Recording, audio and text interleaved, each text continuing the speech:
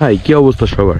আজকের টপিকটা একটু অন্যরকম, কারণ আমি দাঁড়িয়ে আছি গ্রামের মধ্যে, এমন একটা মাঠের মধ্যে যেখানে আপনি আমার পিছনে দেখতে পাচ্ছেন পুরোটাই ধান চাষ হয়ে থাকে।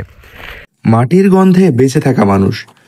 ভোরের আলো ফুটে ওঠার আগে যখন পুরো গ্রাম ঘুমে আচ্ছন্ন হয়ে থাকে, তখনই গ্রামের কৃষক জেগে ওঠে, হাতে লাঙল ও মুখে এক চিলেতে হাসি নিয়ে। তার চোখে থাকে একটাই আশা, দিনটা যেন ফসলের আশীর্বাদে ভরে ওঠে। রোদে পড়া শরীর, ঘামে ভেজা কাপড়, তবু নেই কোনো অভিযোগ।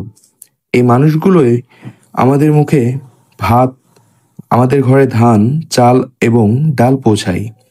তবু সমাজে তাদের নামটা থাকে সবার পেছনে। কৃষক জানে না রাজনীতি, জানে না ব্যবসা, সে জানে শুধু মাটি চেনা আর মাটিতে জীবন গড়া।